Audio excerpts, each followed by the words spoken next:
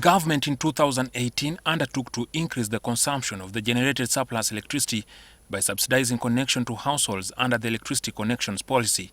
Applicants only needed to part with 20,000 shillings for inspection, but the policy targeting 300,000 new connections annually for a period of 10 years was prematurely brought to a halt in November by the COVID-19 pandemic.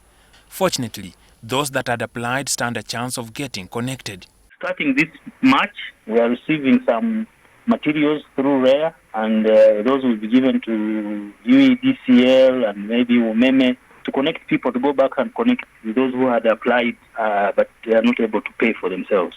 Those materials are procured by government through RARE. So yes, they will be, but of course they have a limited number. I'm told they will connect about 300,000. Government also intends to borrow from the World Bank to complete the task. We are currently planning with the World Bank of about $400 million, although all the 400 is not going to connections, but about 200 will go to connections, $200 million. Electricity supplier UMEME was said to have paused the connections over government failure to pay $25 million for some 100,000 connections. However, the connections are ongoing for those able to pay. 5,283 as we speak today. Those are the applications that we have got for people who want to be connected and who have also exhibited their willingness to pay. And so we've been able to connect 2,337.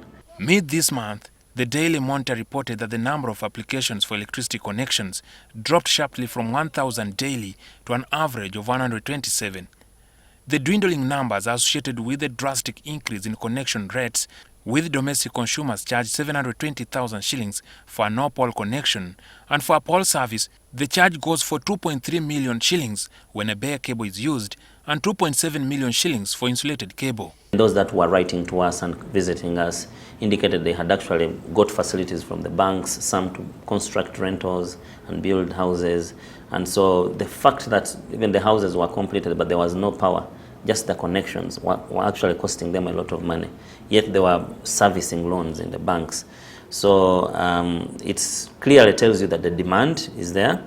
Before the introduction of the free connections in 2018, the charged fee was 98,000 shillings for a no-pole, and for a one-pole connection, a total of 360,000 shillings. By the time of the suspension, 245,000 connections had been made, while 250,000 applications were pending.